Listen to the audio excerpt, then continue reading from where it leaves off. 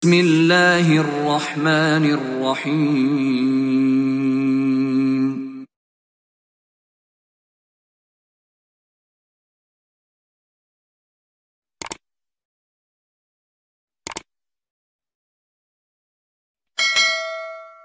Beranjak daripada statement Umar radhiyallahu anhu pada saat beliau menjadi khalifah, beliau mengatakan, berangan-anganlah kalian, berkata kepada para teman-temannya, para sahabat yang masih hidup waktu itu ridwanullah alaihim dan para tabi'in, berangan-anganlah kalian. Maka ada di antara mereka yang berangan-angan mengatakan, ya Amir Mukminin, saya berharap memiliki sekantong emas yang saya sedekahkan di jalan Allah.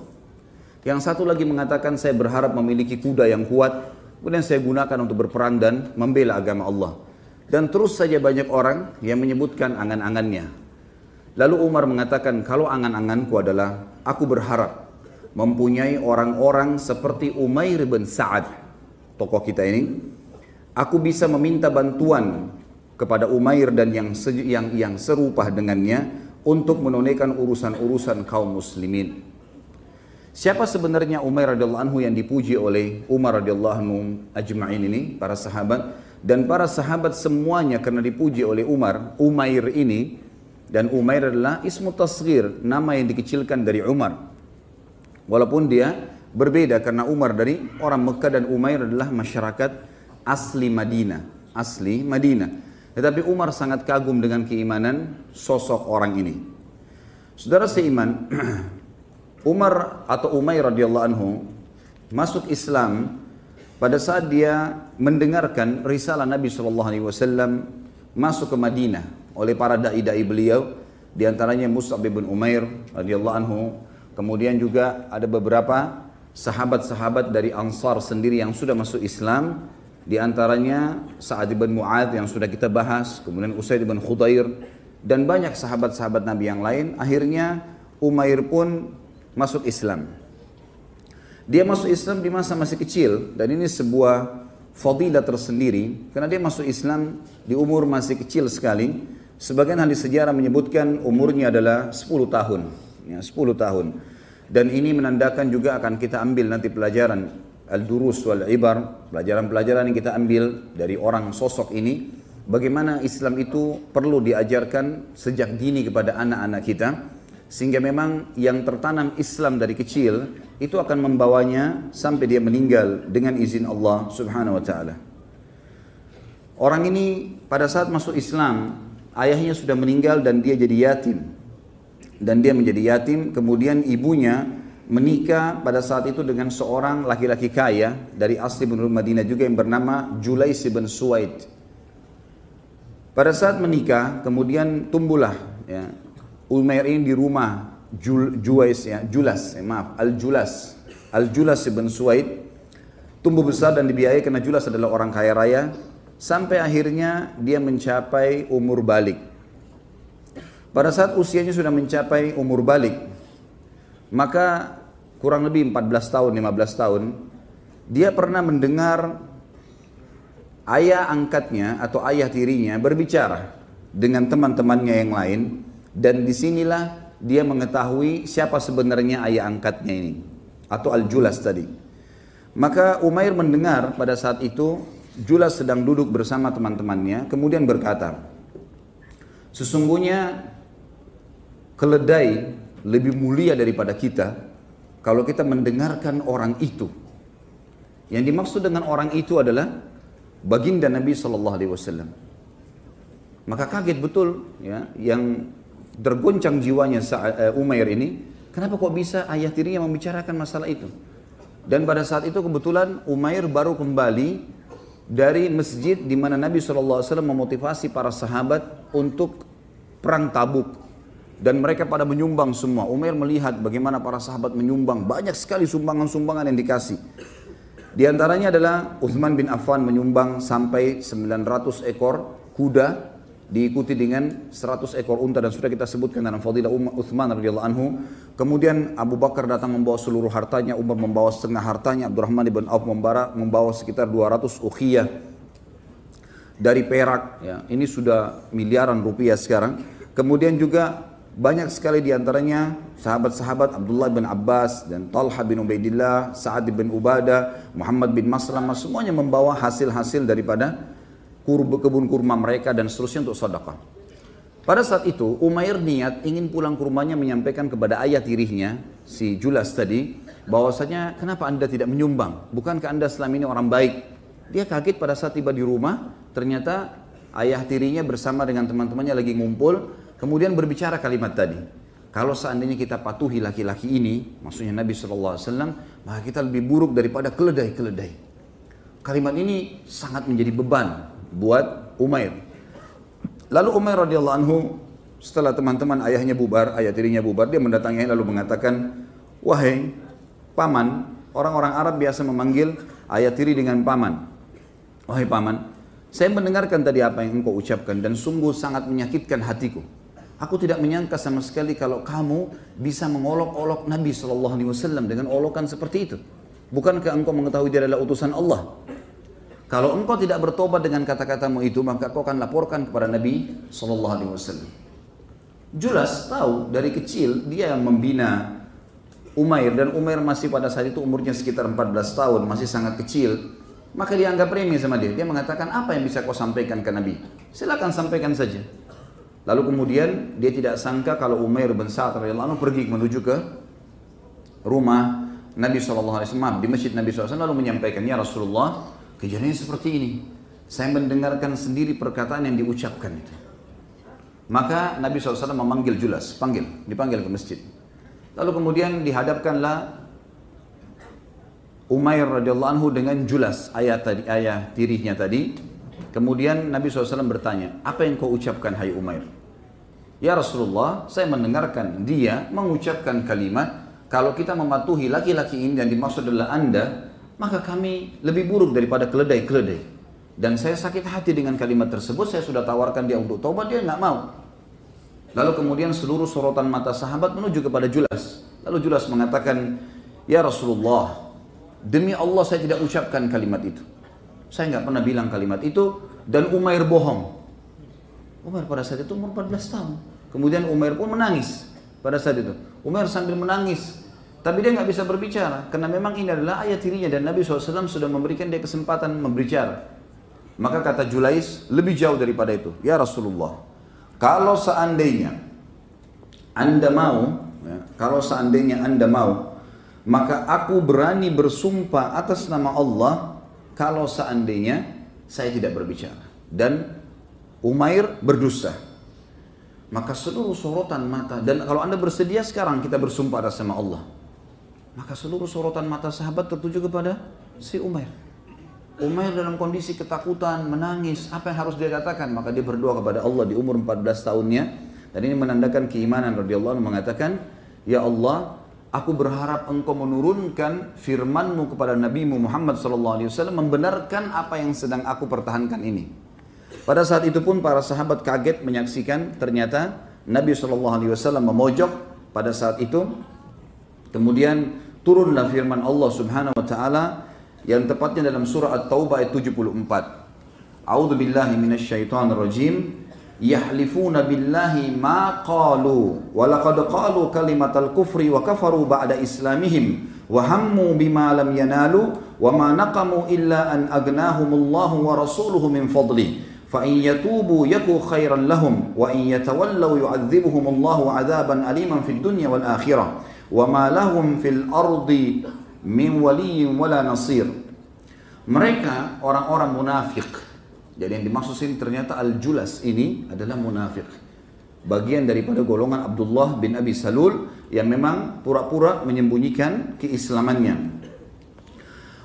Mereka orang-orang munafik itu, dan ayat ini turun kepada Al-Julas bin Suwaid tadi, bersumpah dengan nama Allah bahwasanya mereka tidak mengatakan sesuatu yang menyakiti Muhammad. Sungguh mereka telah mengucapkan perkataan kekafiran dan telah menjadi kafir setelah Islam, dan menginginkan apa yang mereka tidak dapat mencapainya. Mereka hanya ingin kebenaran, mereka ingin membela diri, tapi mereka tidak akan mencapainya. Dan mereka tidak mencela Allah dan Rasulnya sekiranya Allah dan Rasulnya telah melimpahkan karunia kepada mereka. Kalau datang nikmat, mereka tidak mencela. Tapi kalau sudah ada nikmat, tidak ada rezeki, kurang, maka mereka pun mencela Allah dan Rasulnya. Maka jika mereka bertaubat, itu adalah lebih baik bagi mereka. Dan jika mereka berpaling, niscaya Allah akan mengadab mereka dengan adab yang pedih di dunia dan di akhirat. Dan mereka di dunia tidak akan mendapatkan pelindung dan juga penolong. Pada saat mendengar ayat ini ditilawakan oleh baginda Nabi SAW, maka Al-Julas tiba-tiba gemetar karena ia tahu bahwasanya ia telah dipermalukan dan dipermalukan oleh Allah. Dari langit ketujuh sana turun ayat Al-Quran dan ditilawakan oleh orang beriman sampai hari kiamat. At-Taubah ayat 74. Maka dia pun tiba-tiba menangis dan berkata kepada Nabi SAW dan dengar oleh para sahabat, aku bertaubat wahai utusan Allah, aku bertaubat wahai utusan Allah, Umair yang benar wahai utusan Allah, aku termasuk orang-orang yang berdusta, aku memohon kepada Allah agar menerima taubatku dan aku menjadikan diriku sebagai tebusannya wahai utusan Allah. Pada saat itu Nabi SAW tidak melihat ke Julas, kemudian berdiri dan mendatangi sahabat yang mulia Umair radhiyallahu anhu dan membisikkan di kupingnya kalimat yang mulia. Kata Nabi SAW dan didengar oleh para sahabat, hai anak muda. Dan ini menandakan memang Julais sudah si Umair sudah mencapai umur balik. Telingamu telah menangkap apa yang engkau dengar dengan baik dan Rabbmu membenarkanmu. Dan Rabbmu membenarkanmu. Artinya surah At-Taubah 74 turun khusus untuk Umair radhiyallahu anhu, dan ini sebuah hal yang luar biasa. Umair bin Sa'ad ini jalur nasabnya sendiri adalah Umair bin Sa'ad ibn Ubaid ibn Nu'man ibn Qais ibn Amr ibn Auf ya.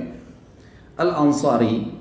Dan saya pribadi sudah coba menelusuri nama istri beliau tapi tidak ada disebutkan dalam buku-buku rujukan, dan juga anak-anak beliau tidak disebutkan ya. Sehingga saya cukupkan dengan jalur nasabnya saja.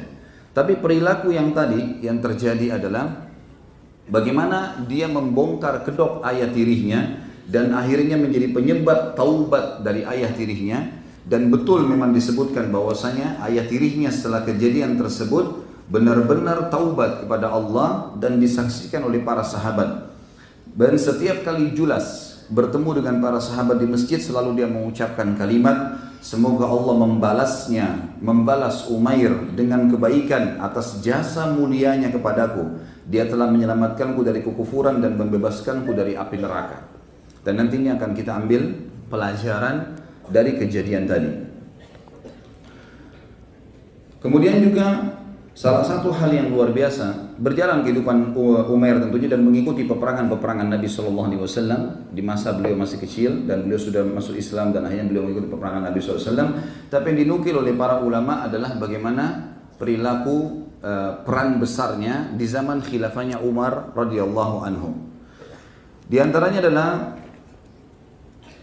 Umar bin Khattab mendapat surat dan berita dari negeri Syam, dan negeri Syam ini termasuk Syria, Lebanon, Palestina dan Jordania, membutuhkan pemimpin yang kekar dan kuat karena mereka selalu merasa di posisi tanda kutip adalah orang-orang yang berilmu, orang-orang yang maju ya dari sisi peradaban, karena sebelum Islam masuk mereka juga menjadi pusat daripada peradaban orang-orang Romawi.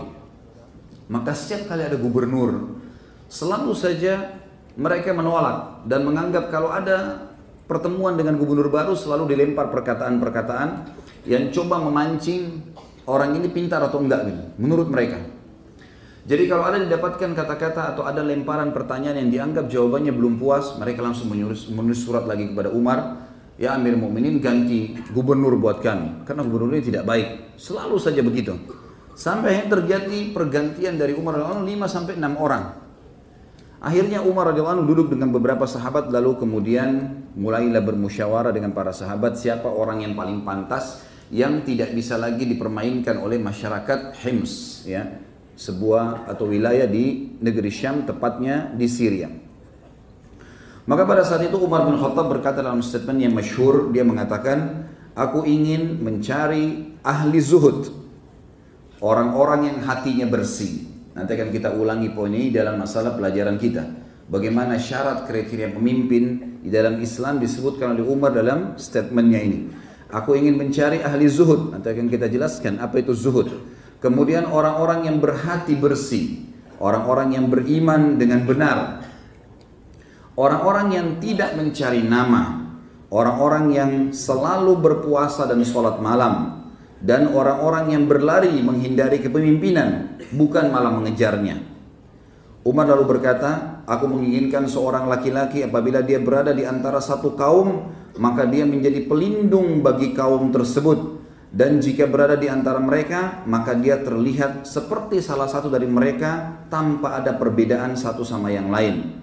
Tidak membedakan dirinya dengan manusia atau rakyatnya dalam hal pakaian, makanan, dan tempat tinggal. Seorang gubernur yang menegakkan sholat, membagikan harta di antara mereka dengan kebenaran, menetapkan hukum di antara mereka dengan adil, dan tidak menutup pintu rumahnya untuk menghalang-halangi hajat rakyat. Pada saat itu pun akhirnya para sahabat bermusyawarah, siapa orang yang memiliki kriteria sesempurna itu? Susah mencarinya di zaman sekarang, sudah banyak sahabat yang meninggal dunia. Dan ada sahabat yang hidup tapi tidak semua punya jiwa kepemimpinan. Karena pimpinan itu harus bisa punya keputusan yang tegas, benar-benar salah-salah gitu kan? Dan memang tidak boleh digoyahkan dengan pertanyaan-pertanyaan yang sepele. Dia harus punya prinsip dasar dalam kehidupannya. Dan orang memang dasarnya mempraktekkan ilmu agama, sehingga secara otomatis kalau dia berbicara kepada orang-orang, orang akan berbekas. Kita akan temukan banyak dai-dai bisa bicara, tetapi subhanallah karena dia tidak mempraktekkan apa yang dia bicarakan, tidak ada pengaruhnya, tidak ada efek kepada orang lain. Pada saat dia menceritakan tentang sholat malam, kemudian dia sendiri tidak melakukan sholat malam, maka mustahil bisa berbekas pada orang lain. Tapi pada saat dia berbicara dan memang dia mempraktekannya, dia mempraktekkan baca Quran, dia mempraktekkan puasa-puasa sunnahnya, dia mempraktekkan ibadah semua yang diperintahkan, maka secara otomatis akan berbekas kepada orang lain. Ini yang Umar inginkan. Sampai akhirnya mengerucutlah seseorang sahabat berkata, aku telah mendapatkannya wahai Amir Mu'minin. Kata Umar, siapa itu? Kata dia, Umair bin Sa'ad yang sedang anda tunjuk menjadi pimpinan perang di negeri Syam. Dia sekarang menjadi panglima perang di sana. Kata Umar tanpa ragu mengatakan dialah orangnya. Panggilkan dia menghadap ke Madinah. Dipanggillah. Begitu datang Umair dengan pakaian perangnya mendatangi Umar radhiyallahu anhu ke Madinah, lalu Umar mengatakan, "Hai Umair, aku telah menunjukmu untuk menjadi gubernur di wilayah Syam dan tepatnya beribu kota di Hims, ya, di Damaskus, di Syria." Kata Umair, "Maaf Amir Mu'minin, untuk jabatan itu saya tidak inginkan. Kalau anda mau tunjuk saya menjadi prajurit perang, menjadi panglima perang, menjadi tim di medan perang. Saya tidak ingin selain jabatan itu." Kata Umar, tidak bisa, saya sudah menunjukmu dan ini sebuah titah yang harus kamu terima. Karena Umar tahu radhiyallahu anhu bahwasanya Umair radhiyallahu anhu akan menolak. Orang-orang beriman tidak akan mengejar jabatan-jabatan seperti ini karena mereka tahu makin ada jabatan teman-teman sekalian, maka makin berat tanggung jawab. Kalau satu orang saja, istri saja di rumah atau anak saja sempat kita bengkalikan satu haknya, maka sudah cukup dia bisa menuntut pada hari kiamat. Bagaimana dengan masyarakat yang banyak, yang mungkin ribuan orang, apalagi kalau sudah sampai mengiming-imingkan janji yang sangat besar kemudian tidak dijalankan. Satu orang saya sudah cukup menghabiskan pahala kita pada hari kiamat. Maka para sahabat tahu masalah itu. Dan juga mereka sangat memahami sabda Nabi SAW dalam hadis sahih riwayat Imam Ahmad, "Inna wallahi la nuwalli ala hadha amr ahadan sa'alahu aw harasa alaih." Kami tidak akan pernah, kata Nabi SAW, menunjuk seorang pemimpin kalau dia sengaja mengejar-ngejarnya atau sengaja ya, mencari supaya bisa mendapatkannya. Dalam makna yang sama kurang lebih. Maka mereka sangat memahami. Maka Umar memohon lagi, "Ya Amir Mu'minin, tolong lepaskan saya dari jabatan itu. Walaupun saya tahu Syria atau negeri Syam adalah negeri yang subur. Saking suburnya negeri Syam pada saat itu disebutkan cirinya teman-teman sekalian, kalau ada tanah di jalan negeri Syam retak, maka tumbuh pohon apel. Saking suburnya. Udaranya sangat sejuk, enak, masyarakatnya juga tidak terlalu banyak, kemudian wilayahnya kaya, dia bisa hidup enak. Tapi subhanallah, dan dia tahu dia lagi di kancah peperangan di situ, dia tidak mau.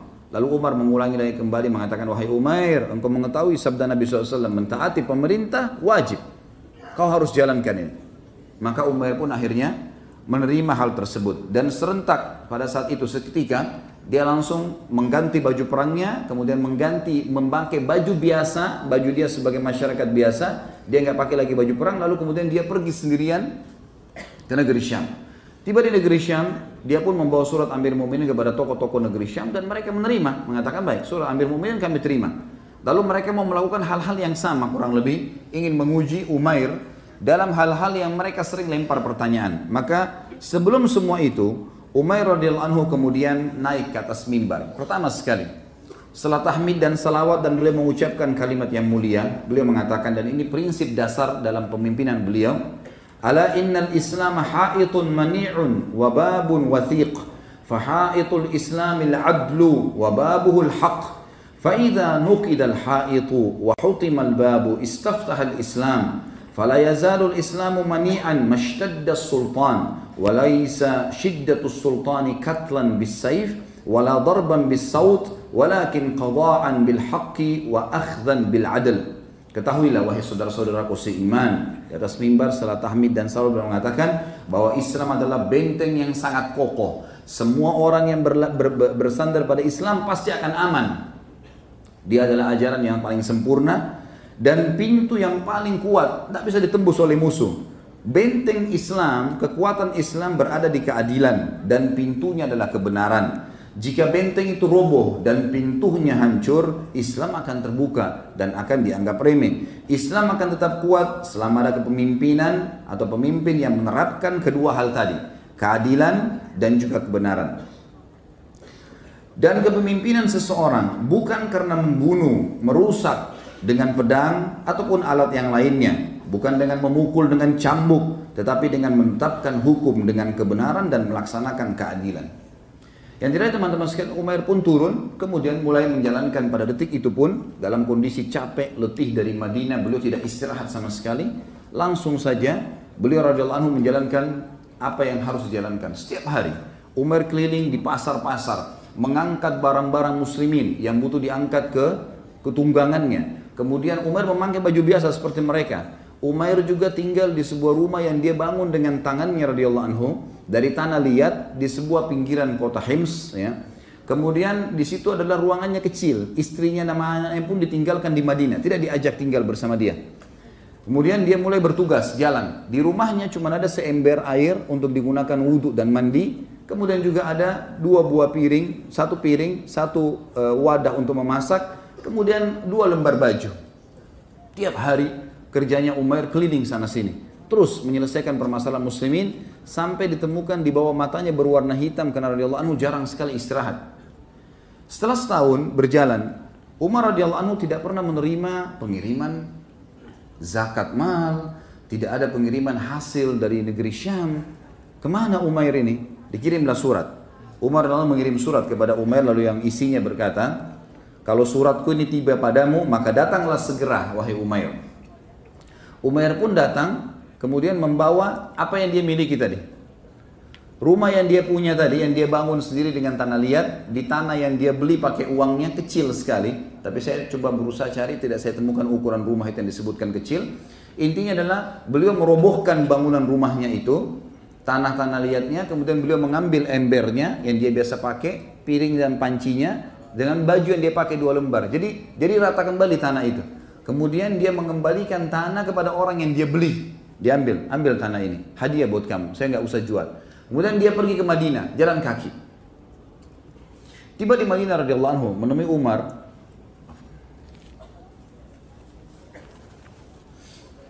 Pada saat itu tiba di Madinah menemui Umar dalam kondisi lesu, kotor, pakaiannya, kakinya sampai luka-luka karena jalan kaki dari negeri Syam.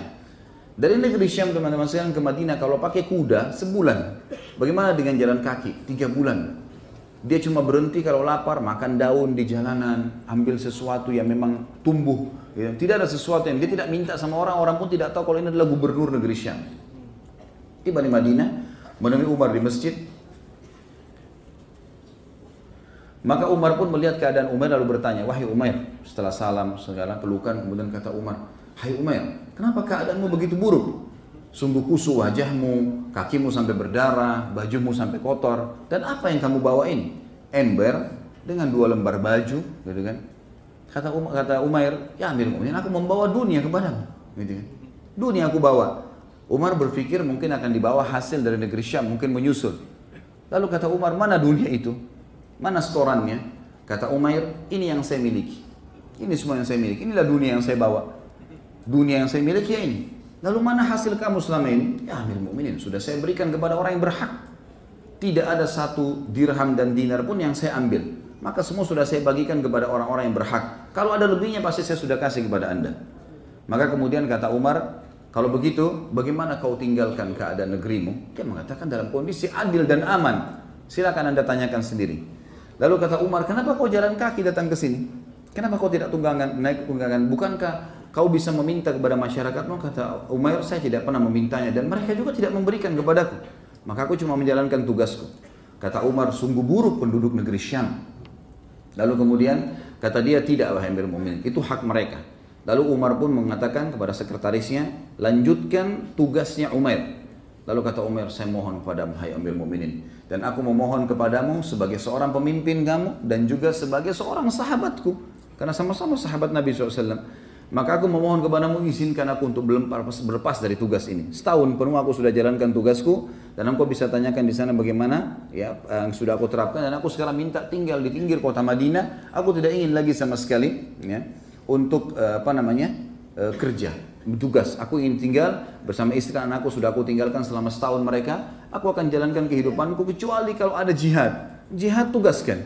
Tapi selain ini aku tidak ingin lagi. Maka Umar pun akhirnya menerima.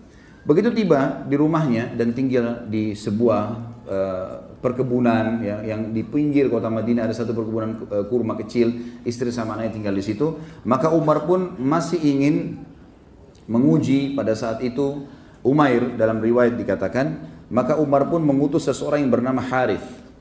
Dan Harith ini membawa satu kantong yang berisi 1000 dinar. Cukup banyak tentu jumlahnya. Lalu kata Umar kepada orang ini, Harith, hai Harith, datanglah ke sana, jadikan dirimu seakan-akan tamunya Umair dan lihat, karena saya tidak tahu apa yang dia kerjakan di negeri Syam. Benar nggak uang-uang itu dibagiin sama orang? Tapi saya tidak ragukan keimanannya. Cuma saya ingin mengetahui. Coba kamu datang ke sana karena dia tidak mengenalmu. Kamu datang ke sana, kemudian kamu coba tinggal bersama dia menjadi tamu. Lihat apa perilakunya dan bagaimana kehidupannya. Kalau seandainya engkau lihat dia dalam keadaan susah, berikan kepada dia 1000 dinar ini. Kalau engkau melihat dia dalam keadaan tenang, aman, gak ada masalah, ya udah bawa kembali duit ini.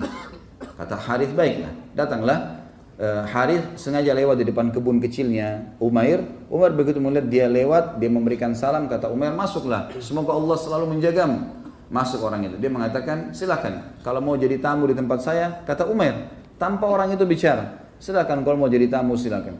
Mau minum, mau nginap, mau makan, silakan. Kata Harith, iya, saya akan menjadi tamu anda selama 3 hari. Kebetulan Umar memang tidak mengenal kalau ini adalah pegawainya Umar radhiyallahu anhu majma'in. Harith tentu seorang tabi'in ya, bukan seorang sahabat. Maka Harith pun mulai kumpul, kemudian bertanya. Begitu duduk langsung kata Umair, bagaimana Amirul Mukminin? Kata Harith, dari mana asal dan dari Madinah. Karena ini jauh di luar kota Madinah tempatnya, di pinggiran Madinah, pas di luar pintu gerbang kota Madinah. Kata Harith, baik saja. Saya dari Madinah. Bagaimana keadaan Amirul Mukminin? Baik saja. Bagaimana keadaan Madinah? Baik saja. Bagaimana keadaan muslimin? Semuanya baik, gitu kan? Lalu bagaimana secara khusus hukumnya Amirul Mukminin Umar? Kata Harith, Amirul Mukminin Umar menghukum siapapun termasuk anaknya sendiri. Kalau berbuat salah, maka dihukum oleh dia. Kata Umair, semoga Allah menjaga Umar, dia sangat berpegang teguh pada agama Allah. Kemudian berjalanlah kehidupan, ternyata Umair memiliki kurang lebih beberapa roti gandum yang sudah kering, yang beliau makan dengan istri sama anak. Tapi karena ada tamu, mereka tidak makan. Mereka oleh Umar dikasih kepada Harith. Harith pun memakannya sambil melihat. Memang tidak ada makanan sama sekali. Setelah 3 hari, dan memang ini masa penyambutan tamu 3 hari dalam Islam, Umar mengatakan, wahai saudaraku, semoga Allah selalu menjagamu. Kami betul-betul sudah kehabisan makanan dan kami tidak bisa lagi menghormatimu sebagai tamu. Silakan cari tuan rumah yang lain, kami nggak punya apa-apa lagi. Maka kata Harith, ketahuilah aku adalah utusan Amir Mukminin dan aku disuruh memberikan kepadamu 1000 dirham ini. 1000 dinar ini, ambillah. Kata Umair, demi Allah saya nggak butuh sama sekali. Kalau saya masih punya makanan, maka cukup. Saya nggak perlu sama sekali, gitu kan. Kata dia, silakan, kamu tetap harus ambil. Maka kata dia, tidak, saya tidak mau. Istrinya rupanya Umair dengar dari dalam, mengatakan, hai Umair, kalau kau tidak perlu, berikan kepada orang yang perlu. Jangan ditolak pemberian Amir Mukminin. Kata Umair, saya tidak punya tempat untuk menampungnya. Lalu istrinya memberikan sebuah kain dari dalam rumah, kemudian ditaruh, dibuka, kemudian ditaruhlah 1000 dinar itu. Penuh, banyak sekali harta. Dan pada saat itu perlu digarisbawahi ya, Umair tidak punya apa-apa, saudaraku seiman. Tidak punya apa-apa. Dan dia sangat butuh, apalagi ini hadiah yang dikasih. Maka subhanallah, dia tetap menolak. Dan akhirnya setelah diterima pun karena istrinya memberikan masukan, lalu kemudian dibagikan kepada fakir miskin atau masyarakat sekitar sampai habis. Dia pun tidak memiliki 1 dinar yang disimpankan untuk dia. Harith pulang melapor kepada Amir Mu'minin. Ya Amir Mu'minin, kejadiannya seperti ini. Apa adanya, semuanya saya ceritakan. Maka kata Umar, sungguh dia adalah orang yang luar biasa. Tidak ada orang yang menyerupainya. Berarti betul uang yang selama ini di negeri Syam dibagikan kepada orang-orang. Dalam kondisi susah pun dia masih bisa melakukan hal tersebut. Lalu kemudian Umar mengatakan, kirimkan surat ini dan panggil Umair datang. Begitu Umair datang, lalu berkata, ada apa wahai Amir Mu'minin? Kata Umar, kenapa kau menolak pemberianku? Kata Umair, ya karena aku tidak membutuhkannya. Kau kan lapar, butuh makanan. Dia bilang, ya Allah akan memberikan makanan, tapi bukan dari pemberian itu. Dan saya pun menerima karena istri saya mengatakan bagikan kepada orang lain, dan saya menganggap itu hal yang positif. Maka saya membagikannya wahai Amir Mu'minin, dan saya tidak merasa itu perlu. Maka Umar pun mengatakan, baiklah kalau begitu. Kata Umar berkata begini, aku mohon dengan sangat, katakan kepadaku apa yang engkau lakukan dengan dinar-dinar itu. Siapa saja yang kau kasih? Sebab saya ingin tahu di negeri Syam pun kau kasih kepada siapa. Kata dia, wahai Amir Mu'minin, sama saja. Di sini dan di sana sama. Saya berikan kepada orang yang berhak dan saya tidak akan membelinya. Lalu Umar pun mengatakan, semoga Allah merahmatimu. Lalu Umar memberikan kepadanya bahan makanan dan juga 2 helai baju. Umair pun menerima pada saat itu karena makanannya habis. Dan di rumahnya tinggal 2 sak gandum yang memang baru didapatkan olehnya pada hari itu setelah habis. Kemudian dibawalah 2 helai kain tersebut dan dikasih kepada istrinya karena istri dan anaknya tidak memiliki pakaian. Seperti itulah yang terjadi teman-teman sekalian di dalam kehidupan Umar atau Umair radhiyallahu anhu. Umair adalah orang yang sangat terkenal dengan kezuhudannya. Sebagaimana kita tahu tadi, zuhud itu akan saya jelaskan nanti di masalah durus wal ibar, ya, pelajaran yang kita ambil. Zuhud sebenarnya adalah mendahulukan akhirat dari dunia. Dan ada orang menyalahfahami masalah ini, menganggap bahwasanya zuhud meninggalkan dunia untuk akhirat. Ini salah, ya. Ini pemahaman harus diluruskan, karena kalau kita katakan zuhud itu adalah meninggalkan dunia, maka mulailah orang-orang tidak lagi berpikir untuk bekerja, mencari nafkah, dan dia hanya berpikir bagaimana melakukan hal-hal yang lain, ya, di luar sana. Kasus Umair, kata para ulama, bukan zuhudnya dia tidak mau makan atau tidak mau bekerja, tapi dia tidak mau dapatkan kecuali dari hasil kerja tangannya. Kalau hasil kerja tangannya maka dia makan. Pemberian orang lain dia tidak mau terima, dan ini bagian daripada kezuhudan, bagian dari kezuhudan, tidak minta-minta kepada orang. Sebagaimana sabda Nabi SAW kepada beberapa orang sahabat, diantaranya ada Abdullah bin Abbas, uzhud fid dunya yuhibbukallah, wazhud ma fi aidin nas yuhibbukan nas. Zahadlah engkau, zuhudlah engkau, dahulukan akhir dari duniamu. Di dunia Allah akan mencintaimu. Dan kalau engkau berzuhud, engkau menjaga, dahulukan akhirat dari dunia, di harta, di apa yang dimiliki oleh manusia, maka manusia akan mencintaimu. Maka Umair melakukan hal tersebut dan kezuhudannya kelihatan di sini. Kezuhudannya tidak membutuhkan atau tidak ingin merengek dan minta-minta kepada orang. Dan juga sabda Nabi SAW, siapa yang membuka pintu meminta-minta, mengemis, maka Allah bukakan baginya pintu kemiskinan. Dan siapa yang membuka pintu kemuliaan, tidak minta-minta sama orang dan berusaha mendapatkan apa yang dia bisa dapatkan dari hasil keringatnya sendiri, maka Allah akan bukakan baginya pintu kekayaan. Juga teman-teman sekalian, dia dipuji oleh para ulama. Tentu sudah cukup tadi bagaimana Umar radhiyallahu memilihnya, tapi dia dipuji oleh para ulama. Di antaranya adalah yang disebutkan oleh Abdurrahman bin Umair bin Sa'ad radhiyallahu anhu ajma'in. Ini anaknya Umair bernama Abdurrahman. Ia berkata, Ibnu Umar berkata kepadaku, tidak ada dari kalangan kaum muslimin, dari kalangan sahabat yang lebih utama daripada ayahmu. Pujian Abdullah bin Umar radhiyallahu anhum ajma'in kepada anaknya Umair yang bernama Abdurrahman. Maaf, ini berarti ada nama, ya, tadi saya keliru di awal. Ini ada namanya anaknya Abdurrahman, dan mengatakan tidak ada di kalangan tabi'in dan sahabat yang mengalahkan ayahmu. Ini kesaksian Abdullah ibn Umar, maksudnya dari sisi keimanan dan amal soleh. Ibnu Sirin rahimahullah berkata, ini salah satu ulama tabi'in yang masyhur, Muhammad bin Sirin berkata, begitu bangganya dan kagumnya Umar ibn Khattab kepada Umair ibn Sa'ad radhiyallahu anhu ajma'in, sehingga dia menjulukinya dengan Nasyiju Wahdi, ya. Atau dikatakan satu-satunya yang tak tertandingkan. Dan Al-Mufaddal Al-Ghallabi rahimahullah berkata, ahli zuhud dari kalangan orang-orang Ansar ada 3. Ini tentu seorang tabi'in yang menjelaskan tentang keadaan sahabat. Ahli zuhud, orang yang terkenal sangat luar biasa, tidak pernah bergantung pada manusia dan bergantung kepada Allah, mendahulukan akhirat dari dunia. Dari kalangan sahabat dari Ansar ada 3 orang, Abu Darda, Syayyad atau Shaddad ibn Aus, dan Umair ibn Sa'ad. Dan Umair ibn Sa'ad radhiyallahu anhum ajma'in.